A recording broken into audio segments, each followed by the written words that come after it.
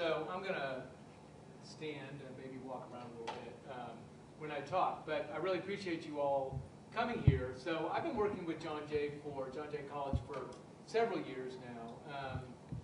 As Anthony said, I'm Vice President at Scoyoc Associates. We're a lobbying firm in Washington, D.C. We're about the fourth largest firm in D.C. We have a large higher education practice, and I work with a number of colleges and universities identifying research projects and funding. As I said, I've worked with John Jay, I've worked with CUNY, and that's where I met President Travis through that, and had the opportunity to work with you all for several years now. So, you know, lobbying in previous years was a little bit more focused on earmarks, where Congress would set aside a specific amount of funding for a specific, university or institution for a specific purpose.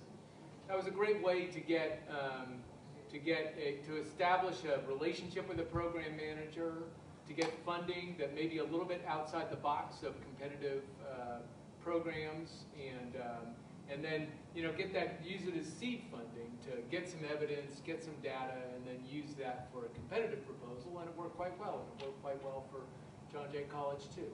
We had several very interesting and worthwhile projects in that way. So when the Republicans took over Congress in 2010, November 2010, they did away with earmarks and said we're not gonna do these anymore. For better or worse, that's the rule in Congress. That was the rule in the last Congress, and it was largely true. It wasn't just a way that people who kind of would do it without doing it. It's like there really are no earmarks. So in that way, and it was reaffirmed in this Congress. Now, earmarks might come back in the future, but for now there aren't any. And so in that way, the decision-making authority for all grants has been ceded to the executive branch. So people wonder really, was that a good idea for Congress to do that? We just have to work with the rules that we're given. And so Congress has very little say, some say, but not very little in terms of what projects get funded. And so in that, it's just important to find the opportunities and develop a strategy to go out and get these competitive awards. And so that's why I'm here today, and I appreciate it. So what I'm going to do is I've got several slides here that I'd like to kind of walk through. Please, if you have any questions at all, please raise your hand, let me know. And this is a dialogue. This is an ongoing thing. I'd love the opportunity to stay in touch with each of you. I have several cards up here. You can get me through Anthony, or I'll have my contact information on the slides too. So for this presentation, the first about third of this is going to be sort of this fiscal trifecta, the current budget status and view of Washington, D.C. And so I'm giving 3 presentations today, and they're all a little bit different. I know that some of you have signed up for more than one. Just to let you know that the first 11 slides are going to be the same. And then we'll go into some of the specific funding opportunities that we see in the Department of Justice, NSF, NIH, DOD, and elsewhere, and some thoughts on how to approach each of these agencies. So first, the view in Washington. So this fiscal trifecta, there are 3, several of you may have applied for some research grants, or maybe working and sort of wondering what's going on. All I see is cuts. All I see is paralysis. All I see is dysfunction. The one thing that I always say is that I've never seen it as bad as it is now, but the one thing that I could bet my life on is that it will get worse. Because when it can't get any worse, it always does. And so there was a lot of talk in the campaign about paralysis, about the budget, about people not coming together and solving these problems. These are 3 sort of data points that we're going to see that Congress may or may not end up coming to a decision. Sequestration, continuing resolution, the deadline. So let's go back to last year. There was the big controversy and brouhaha over the debt limit. And President Obama and Congress, in the summer of 2011, negotiated this deal in exchange for raising the debt limit. Under the Constitution, there's just a set amount that the federal government can borrow, and when they reach that, they begin to default on their obligations. So, in return for agreeing to raise the debt limit by $2 trillion, Congress negotiated, and the president agreed to, about $2 trillion in cuts. So that was $900 billion in cuts over 10 years, and then there was an additional $1.2 trillion that was sort of TBD in deficit reduction. That would be decided by the super committee that was formed last year. 6 Democrats, 6 Republicans, House, Senate. They were supposed to work in secret, come out with something that would that everybody would hate, that the people would sign off on. They didn't come out with anything. So, built into the law that Congress passed, that triggered sequestration. $110 billion of sequestration in FY 2013. That's about 10% of the budget, the total budget. There are a number of programs. Well, I'll get to sequestration in a second. So then we had the election, and then right around the holidays, we had the Fiscal Cliff. I'm sure people have heard of the Fiscal Cliff. It was a phrase that a couple years ago, if you ever said Fiscal Cliff, nobody would know what you were talking about. So, but now it's sort of the term of art. So the deal that was negotiated really by President Obama and by Senator McConnell from the Republican leader from Kentucky, and Vice President Biden actually negotiated this deal for, we've seen this, $600 billion in additional tax revenue. Rates go up for the highest people, and the rates for the rest of the people are locked in permanently, sort of locking in the Bush tax cuts. What this also did was it reduced the sequestration impact in a way by postponing it for 2 months. And so, in turn, where you had $110 billion in cuts, now you have $86 billion in cuts. And that was offset by little money in new revenue, little money in cuts. So, sequestration, how many people know what sequestration is? So, sequestration is a mechanism that cuts every federal program by the same amount. Now, there are a number of programs that are exempt from that. Social Security, pay for the military. Well, we're not going to cut the pay for the soldiers. There are a number of programs that are specifically exempt. Not a lot, but there are some. And so every program is cut the same. It's like right, wrong, indifferent. It's all cut right off the top. And so sequestration 1.0, which was agreed to and passed by Congress in August 2011, is $110 billion in FY 2013, which is this year, and that was split evenly with defense and non-defense, so 55-55.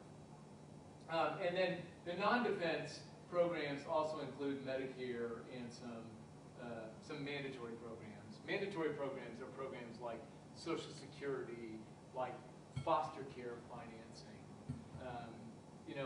Social Security, it's paid, it's mandatory. It doesn't go, it's if people turn 65, 67, 62, they get their funding. It just happens. There are other mandatory programs, foster care. If the number of foster care kids in New York City increases, they get money. The people who host those programs, it's automatic. It's not up to the discretion of Congress or the administration. So what we had was, looking at the non-exempt programs in defense, we saw a 9.4% cut. In non-defense, we saw about an 8.2% cut. This is in the original sequestration, which was supposed to start January 3rd. So the Fiscal Cliff deal pushed that out for 2 months. So what does that mean? Well, it means that overall, the cuts are less, 7.3% cut in defense, 5.1% cut in non-defense. But the fiscal year starts October 1st. So you're basically cramming 12 months of a cut into 7 months. It would be like at John Jay, talking hypothetically here, I'm not saying that this has happened or hasn't, but deciding in the middle of the year, I don't know, we've been going along at this level, and now we're going to go down, and so cramming it all into 7 months. That's what we see. So yeah, it's less, but by pushing it out, it makes the impact that much greater, 13% cut to 9% cut for every program. So what does that mean? Well, it's sort of getting away from like the numbers. This program will be cut by this, and this program will be cut by that. So where are these federal programs going to take the cuts? They're going to take them in external grant programs, okay? Because every federal program has a basic infrastructure. They have staff, they have federal workers, they have building, they have operating budgets, and then there are these external grant programs where John Jay has succeeded and where they can't succeed, and those are the programs that are going to take a hit. And so, what's the impact on NIH? Well, it's going to be hundreds. I mean, we're talking hundreds of fewer new awards. NSF, this is some information that just came out of OMB, the White House the other day. 1,000 fewer researcher awards. Success rates, I mean, this was based on the first sequestration that we saw, but they're roughly the same. Are going to go, drop significantly. And they were low to begin with. So it makes it that much harder. So sequestration's coming on March 1st. I would say that there's always a chance that something might happen. There's always a chance that a meteor might strike New York. Hypothetically, I don't know what's up there today. I think there's almost no chance that Congress will come up with a solution in the next 2 weeks, less than 2 weeks, to stop sequestration. So I think it will happen. And they're going to spend the rest of their time pointing fingers at each other, and then they can undo it or not in the future. But that's kind of what the program managers are facing, because it is their budget and their bottom line that's being affected. FY 2013, so that's sequestration. FY 2013 appropriations. We're currently in fiscal year 2013, and the Congress was supposed to pass all of the FY 2013 appropriations bills by October 1st, 2012. What happened was they passed none. So that is a little bit par for the course the last 10 years or so. It's gotten more and more dysfunctional in not passing any of these appropriations bills. But what we haven't really seen is that Congress passed a 6-month continuing resolution back in September, where all the agencies, every single solitary federal program, is operating under a CR because none of these new budgets have passed. So an appropriations bill, in case you were wondering, is a bill that Congress puts together that says, the National Institute of Justice shall have $44 million, or $40 million, or $46 million, or NIH should have this budget, maybe this. So right now they're operating all under continuing resolution, which is current year funding. 0.6% above. So $1.047 trillion. Agencies are authorized under a CR to spend up to 90% of their funding. But what they do is that they hold back because they don't know what their budget's going to be. because maybe a program manager is expecting that he or she is going to have a $75 million program next year, but maybe they won't. Maybe Congress sequestration might hit and make their program go to $65 million. So what do they do with that? Or Congress may decide to cut in the final FY 2013 budget to cut their budget in half, or maybe they won't, or maybe they would add to. Nobody really knows. So they hold money, and defer any major decisions, any new starts, any solicitations. Many of you might have been wondering, well, when's this solicitation going to come out? Well, everything's being held up here. Or if it even if it is out, and it might have come out last year, you might be waiting on a solicitation that you applied for a year ago. It's like, well, when are they going to make up their mind? Well, I don't know. This is why it's all being deferred. We've got sequestration and the continuing resolution. So this expires on March 27th. Now, in the realm of difficulty, it's really not that difficult. One of the committees that really does continue to work when they need to is the appropriations committee. Democrats and Republicans have largely gotten together on the staff level back before the holidays, and they had an agreement ready to go for this FY 2013 budget.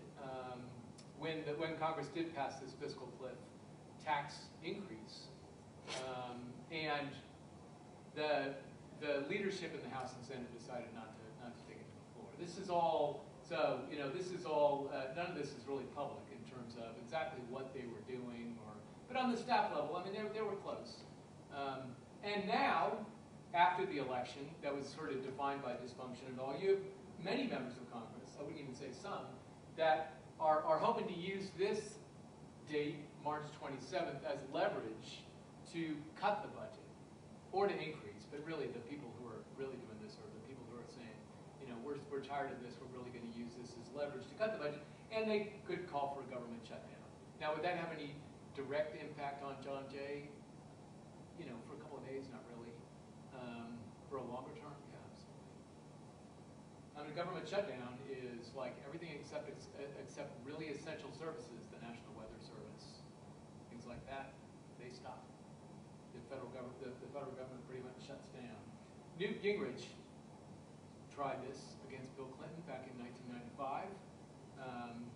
I would say that it was a disaster for it was a win for President Clinton and a disaster for the Republicans. One of the big problems is that more than half, the vast majority of Congress is new, and they weren't here in 1995, and now they're calling for it again. Although I think chances are low, I would say that they will.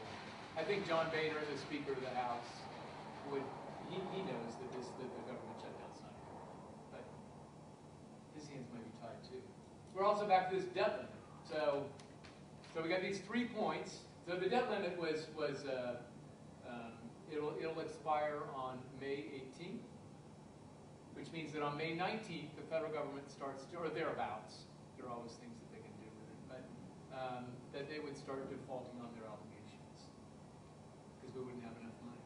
So in 2011, Congress used the debt limit to leverage $2 trillion in spending cuts. President Obama has said he will not negotiate any trade-offs for the debt limit because for decades Congress has passed the debt limit. Whether that's right or wrong has increased the debt limit. Whether that's right or wrong, some people in Congress think that was wrong, and that's why they're using it more now as leverage. So this is the first part of my talk, and so just the takeaways are here. I'd really like you to just keep this in mind. The federal government does still spend $1 trillion. They don't spend $1 trillion on John Jay College of Criminal Justice. They don't spend it on New York City. It's not like there's $1 trillion out there that, well, I can get some of that. But they still spend $1 trillion. They still spend a lot of money. And they still spend a lot of money on research. The uncertainty is forcing the program managers and agencies to hold back funding. we do expect to see external grant funding to be the major casualty of the sequestration. Solicitations being delayed, limited resources, increased competition. Does anybody have any questions? That's kind of the 30,000-foot level view of Washington, but each of these points does affect every program. Yes? You were talking about levels of funding. I'm wondering if you have any perhaps prediction about the temporal sequentiality of funding, because what happens is you can cut funding. People are, the government is holding or earmarking to themselves, and then they come up with calls for proposals, like a barrage of calls for proposal whenever they, so do you have any expectation? Yes. That they will. So when they hold back. So when they're talking, that's a good point. And I'm going to get more into the specifics about programs. I don't. That wasn't the whole thing. But yes, if we're almost halfway through the fiscal year, and if these competitions are being delayed, there are some solicitations out. There are, but if and when Congress does finally decide on an FY 2013 budget, yes, I would expect, and a lot of solicitations to be published, and you want to be ready to go because they're quick, because their turnaround is quick, and the ones that look at these, beforehand, that are organized, can move quickly together. So now we'll just sort of look at kind of walk through the Department of Justice. If anybody has any other questions on that, on the first part, National Science Foundation, NIH, DoD, some opportunities related to forensic psychology. So, Department of Justice basically has 3 grant-making organizations: Office of Violence Against Women, Justice Programs, COPS.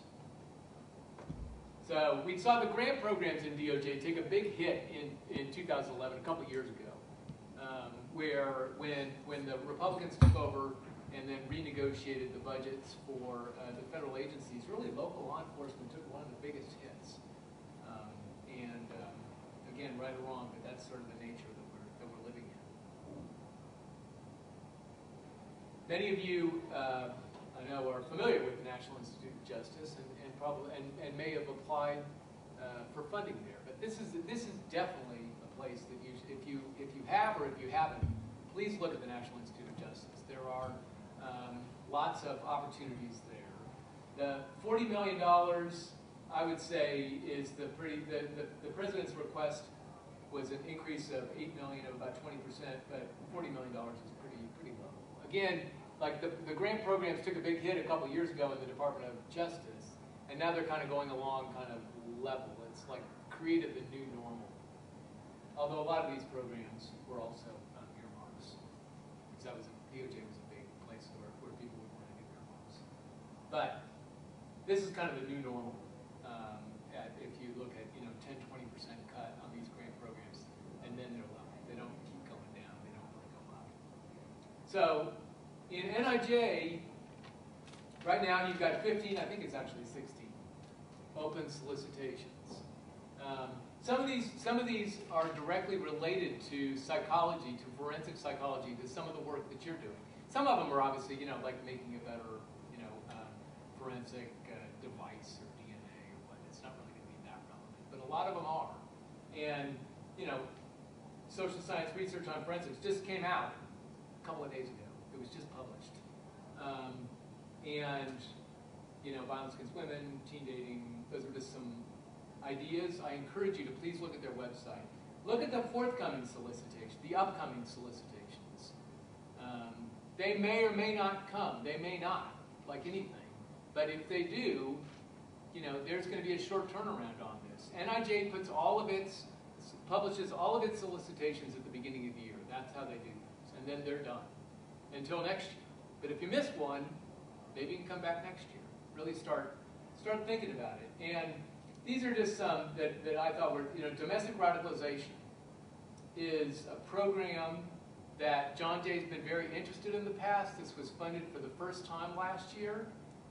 There are other people on campus that I know are interested in domestic radicalization. Some of you might be too. It'd be great if we could, they look for interdisciplinary programs if there's a way to keep an eye on that. Elderly abuse, victimization, children. And so one of the things about NIJ is that the program managers will not talk to you before a solicitation is released, but they will talk to you after the solicitation is released. So if you see an open solicitation, I would call the program manager, try to set up a call, or you can call me and we can facilitate something. Please let me know, please let Anthony know if we can help in any way. But they're more than happy to say, and you can say, hey, I was thinking about this idea, and the program manager could say, well, if you did this, it would probably be better. I mean, they will really help you because they remove themselves from the review process, so they can help you because they want to get the best proposals. Some of these solicitations are being delayed, and the program manager is available to talk. I think that's a great opportunity.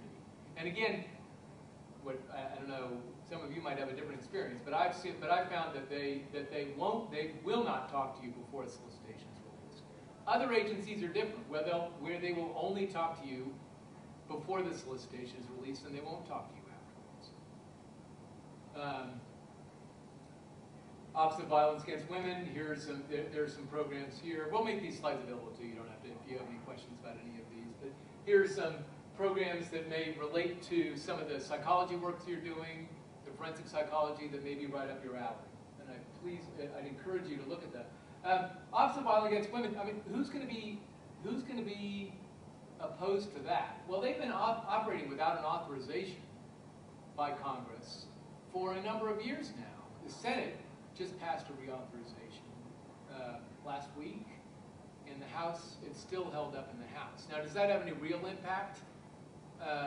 Not really, but it does mean that the agencies don't have this sort of imprimatur of Congress and are going to hold back funding based on something that could happen to them in the future. You don't have to write all this down. These slides will all be available. But here are some, different programs. The Burn JAG program. The JAG program is awards funding for criminal justice activities to the states based on a block grant. And then those funds can be made available in the state of New York. Competitive Program Victims of Trafficking, Second Chance Act. Again, everything's a little lower than it was. COPS.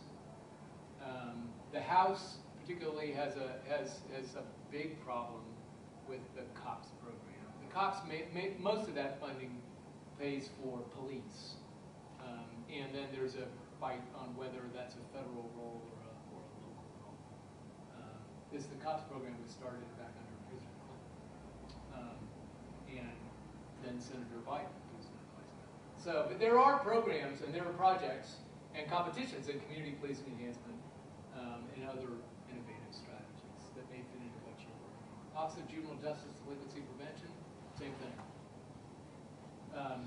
This is the office that, because so much of the Department of Justice funding is awarded through block grants, I would encourage you to get in touch with the state of New York, because the federal money comes to the state of New York, and then the state of New York can make that money available. Well, a lot of that obviously goes to law enforcement, sheriff's office, and that sort of thing. But there's also money that can be available for John Jay.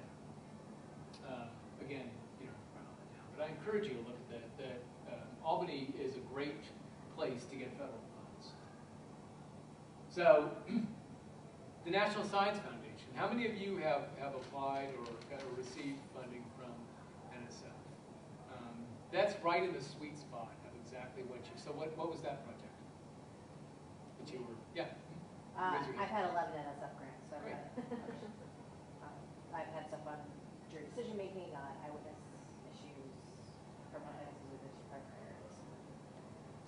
The National Science Foundation has a lot more flexibility than the Department of Justice has, and in terms of exactly what to fund, and they've gotten much more into this area of law enforcement. Now, NSF, their education, training, research, cyber infrastructure facilities, almost 2,000 colleges and universities receive funding from NSF. They received 51,000 proposals. There's about a 20% hit rate. A 11,000 awards, a lot of reviews. So it's a large program and has a major impact on the competitiveness of the United States and great opportunities for John Jay. Again, looking at this, you're not really we're not really talking about biology and math and all that. Social sciences, 61% of the funding goes through NSF. So the Directorate for Social, Behavioral, and Economic Sciences has recently signed this MOU with the National Institute of Justice for more collaboration. And again, that's right in the sweet spot of what you guys are, what you're working on. Psychology, developmental psychology, neuroscience, decision science, human cognition. I encourage you to look at the NSF websites. They come out with solicitations once a year or twice a year, and then the proposals are due in about 6 months.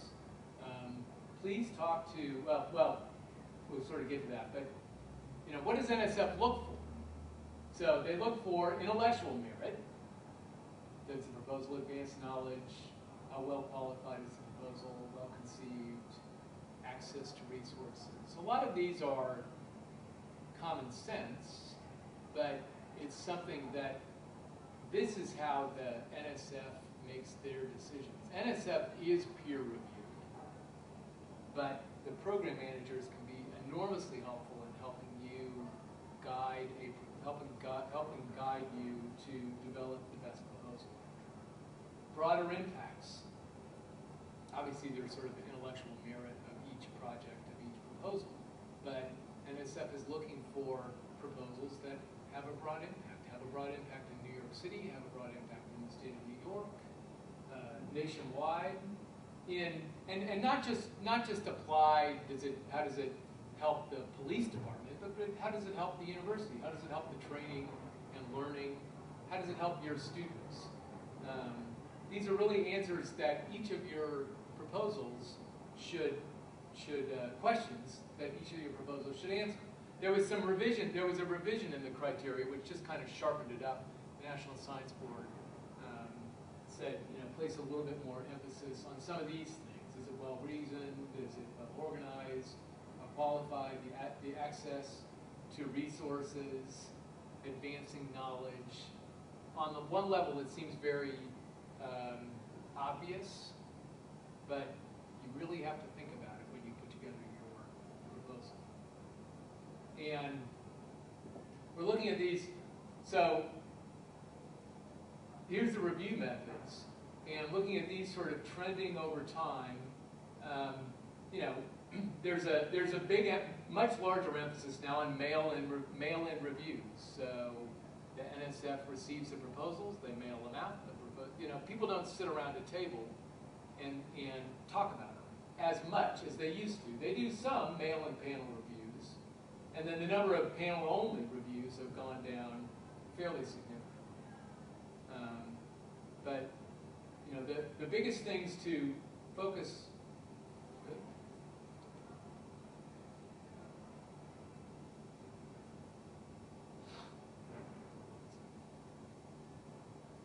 So, again, 55,000 proposals each year, and they fund 12,000.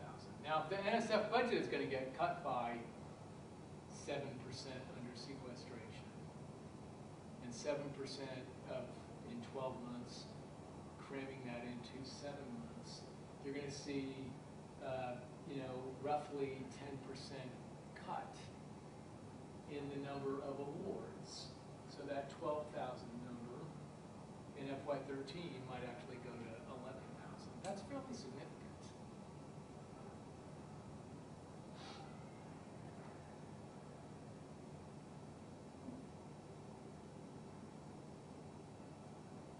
I think I've got a problem with my program. It's like maybe it come out slow or something. But anyway, sorry.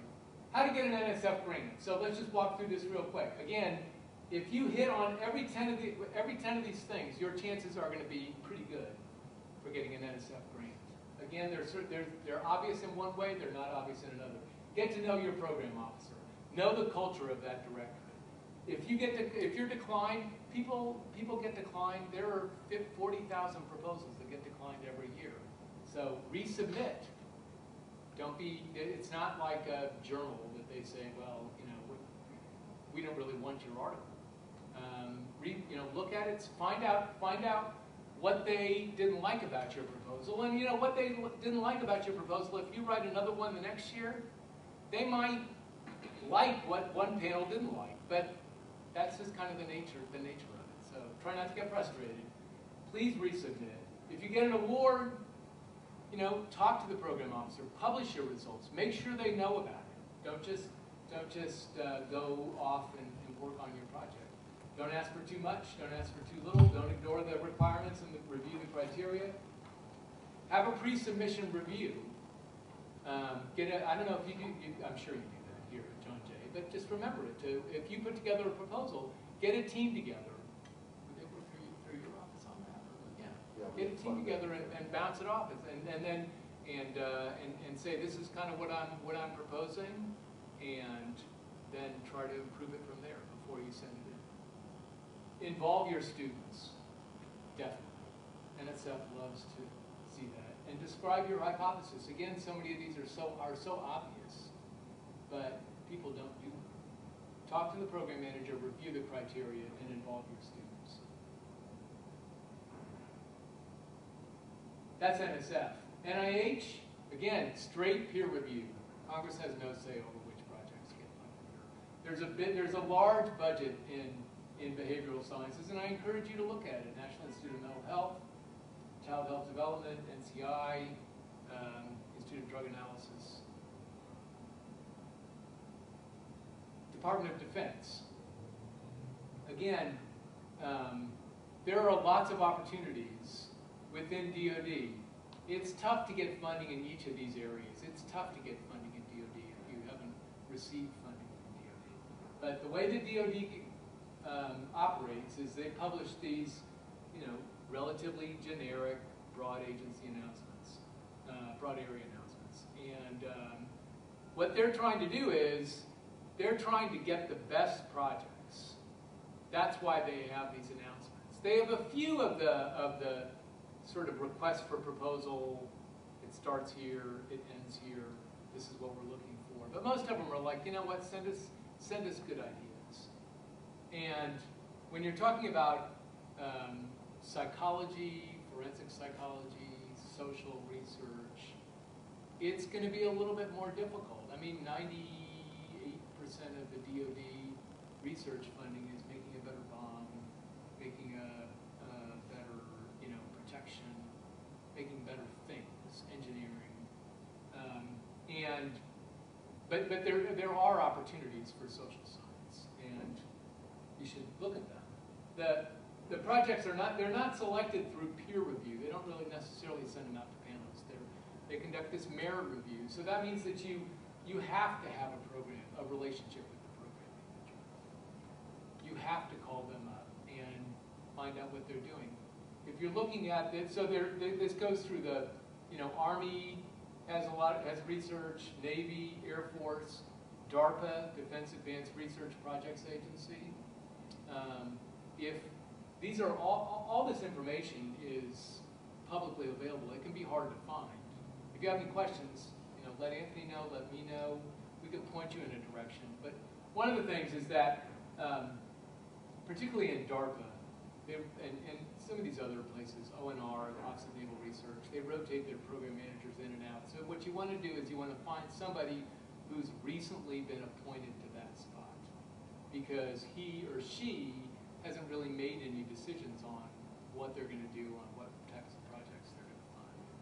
And so that's a and again, you have to have a relationship with these program managers. So for better or worse, that's how it works. They receive, white papers. They don't necessarily ask for like full-blown proposals, but to talk about here's an idea of what I'm working on, and here's where I think it can fit into DoD. And they can give you advice, and then you can go forward with a more full-blown proposal. And again, the decisions are generally made, spring, summer, looking at next fall. But they're operating under the same constraints as everybody else. They don't know what their budgets are going to be like come March 1st or come March 27th. There's a BAA that's out have the U.S. Army Medical Research and Material Command in psychological health and resilience. I'd be happy to send that to you if anybody's interested in that.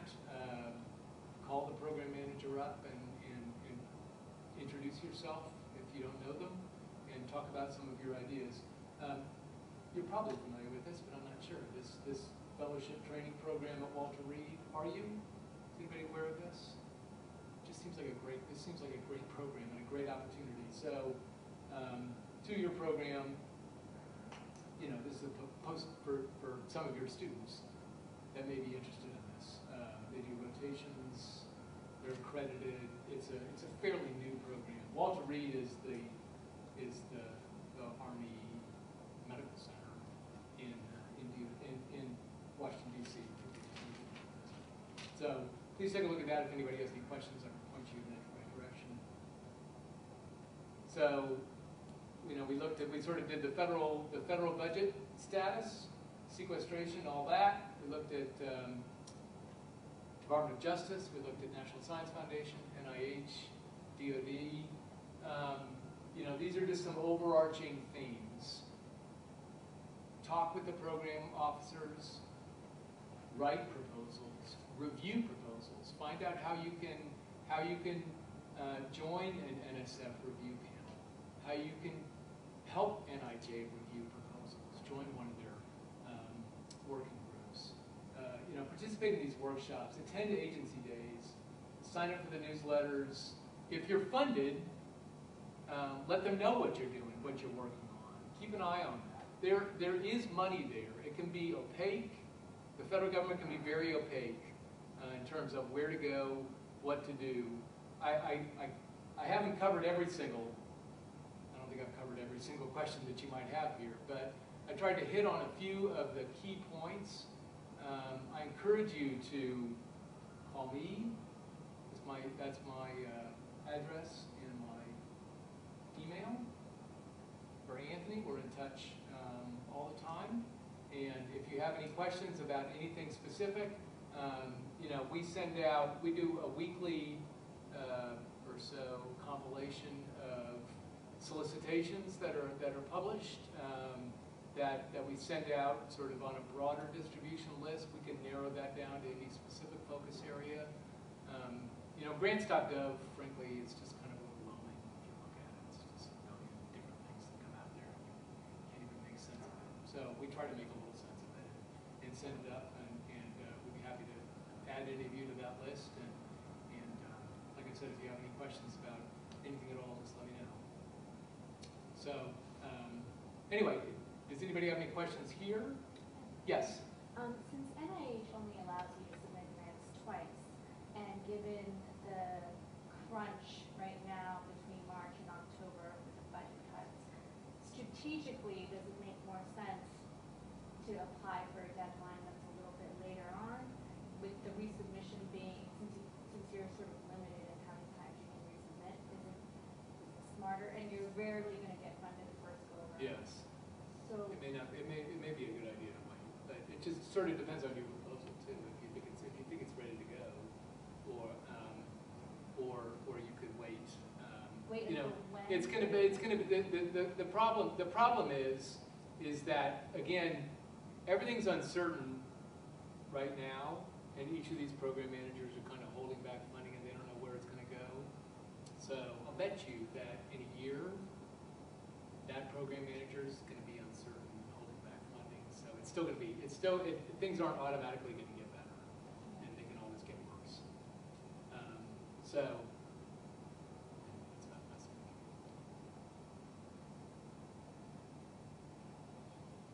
The forensic psychology internships you mentioned? Yep. So those are for students to go to Walter Reed? Yes, and then they farm them out. Okay. It's not just to Walter Reed, but they rotations, like I said, FBI and Marshal Service and elsewhere. Do you know if that's for clinical or if it's broader? I'm not sure, to be honest, but I'd be happy to send it to you.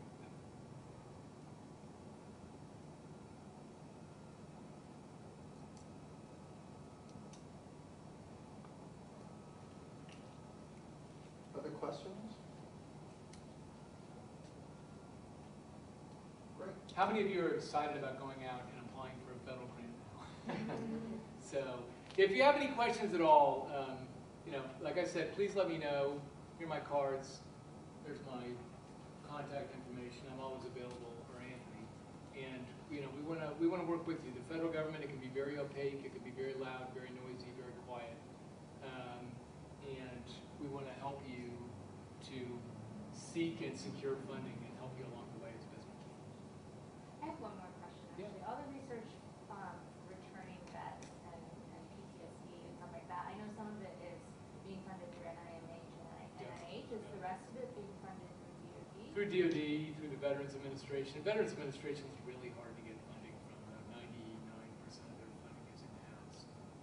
Really is tough to get. But yeah, the other funding is through DOD. I'm happy to take a look to find you some opportunities there. There is a lot.